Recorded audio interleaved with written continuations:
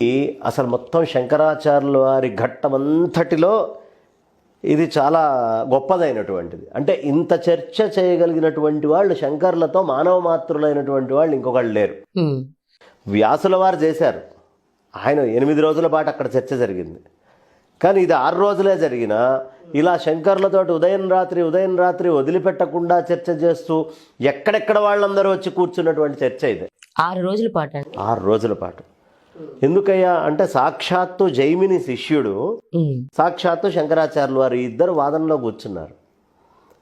చక్కగా ఆయన ఇంట్లో తద్దినము కార్యక్రమము అన్ని ఏర్పాట్లు చేసేసుకున్నారు, శ్రాద్ధాదులు పూర్తి చేసుకున్నాడు. మరుసటి రోజు ఉదయం తర్పణాలు అన్నీ పూర్తి చేసుకొని కూర్చున్నారు ఇద్దరు.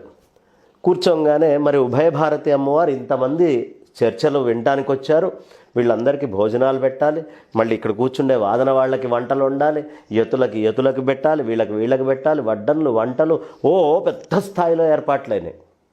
మాహిష్మతి పట్టణం అంతా ఒక వేడుకగా నిండిపోయింది. ఎందుకు? బ్రహ్మదేవుడు శివుడు చర్చ చేసుకుంటున్నారు. ఏ స్థాయిలో ఉంటుంది కాబట్టి కూర్చున్నారు. అమ్మవారు మరి ఆడవాళ్ళకి ఎంత ప్రాధాన్యత చూడండి. అప్పట్లో ఒక ఉభయ భారతి అమ్మవారు ఇద్దరు మహాపండితులు కూర్చొని చర్చ చేస్తుంటే ఆ చర్చలో ఎవరు గెలిచారు ఎవరు ఓడిపోయారు అనేది నిర్ణయించడానికి ఒక స్త్రీకి ఇచ్చారు అంటే ఆ కాలంలో స్త్రీకి ఉన్న ప్రాధాన్యత ఎంత. ఏదో మన వాళ్ళందరూ చెప్తారు ఇంటి బయట పక్కన పెట్టారు, మూల పెట్టారు అని రకరకాల చర్చలు. అలాంటివి ఏమీ లేవమ్మా. పూర్తిగా చక్కగా అక్కడ కూర్చొని ఆవిడ్ని శాస్త్ర చర్చలో న్యాయ నిర్ణేతగా పెట్టారు. సరే, ఆవిడ మంచివి 2 దండలు తెచ్చి ఇరువురికి అక్కడ పెట్టింది, మెళ్ళో వేసుకోమంది. ఇరువురు మెళ్ళో వేసుకున్నారు. ఎవరి శాస్త్రమునందు చర్చ బలహీనమైతే, ఎవరి శాస్త్ర చర్చ నిలవలేకపోతే వాళ్ళ మెడలో దండ ముందు వాడిపోతుంది అని చెప్పింది. భర్తకో దండ, ఆదిశంకర్లకో దండ ఇచ్చింది. ఇరువురు దండలు వేసుకున్నారు, ఎదురు బొదురు కూర్చున్నారు. కూర్చున్న తర్వాత ఇక వాదన మొదలైంది. ఆ అమ్మవారు చక్కగా వంటలు గింటలు అన్నీ సంసిద్ధం చేస్తున్నారు. వీళ్ళిద్దరూ వాదన చేసుకోవడం. మరి మధ్యాహ్నం అయ్యేటప్పటికి భోజనం పెట్టాలిగా వీళ్ళకి. ఆ అమ్మవారు వచ్చేవారు. యతిని భోజనానికి పిలిచేటప్పుడు ఎప్పుడైనా స్వామి భిక్షకి దయచేయండి అంటారు.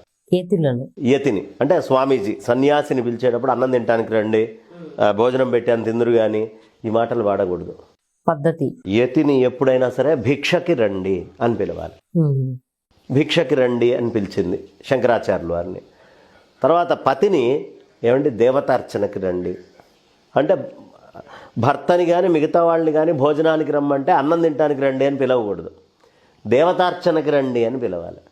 సరే, అలాగే ఆ తల్లి వచ్చింది, భిక్షకి రమ్మంది, దేవతార్చనకి రమ్మంది. ఇద్దరు వెళ్ళారు. ఈ పందెం ఏమిటి ఈ ఇద్దరికి అంటే శంకరాచార్యుల వారు కనుక ఓడిపోతే ఆయన సన్యాసాశ్రమం వదిలి గృహస్థాశ్రమ స్వీకారం చేయాలి. అంటే మొత్తం తెల్లబట్టలు మొత్తం అంతా మళ్ళీ మారిపోతుంది. మండనమిశ్రుడు ఓడిపోతేనో సన్యాసాశ్రమం తీసుకోవాలి. ఇది ఇద్దరికి ఒప్పందం. సన్యాసాశ్రమం భర్తకి తీసుకోవాల్సి వచ్చినటువంటి దానికి న్యాయ నిర్ణేతగా ఆవిడ్ని పెట్టారు. కారణం ఏమిటి అంటే ఆవిడ అంగీకారం అయితేనేగా ఈయన సన్యాసం తీసుకుండేది. కాబట్టి న్యాయ నిర్ణేతగా అంగీకారము ముందు ఇచ్చేసినట్టయితే సన్యాసం ఆటోమేటిక్గా ఆవిడ ఒప్పుకున్నట్టే కదా. అందుకని ఆవిడ మధ్యలో నిల్చోబెట్టారు. సరే, ఇద్దరికి చక్కగా వెళ్ళారు, వచ్చారు, మళ్ళీ చర్చలు చేసుకుంటున్నారు. మొట్టమొదట కర్మ సిద్ధాంతం చాలా గొప్పది అని వేదంలో అనేకమైనటువంటి విషయాలను ఆయన తీసుకొచ్చి చూపిస్తున్నాడు. అవన్నీ ఉపనిషత్తు వాక్యాలు, ఇతరమైనటువంటి వాక్యాలను తీసుకొని వచ్చి పూర్తిగా ఖండించి శంకరాచార్యుల వారు ఆయన ప్రతిపాదన చెప్తున్నారు. కొంత అయిపోయేటప్పటికీ కొంతకాలం 2 రోజులు అయ్యేటప్పటికీ ఈయన కర్మ సిద్ధాంతం మీద నిల్చోలేకపోతున్నాడు, శంకర్లతోటి వాదన చేయలేకపోతున్నారు మండన మిశ్రుల వారు. ఇంకేం చేయాలో అర్థం కాలేదు.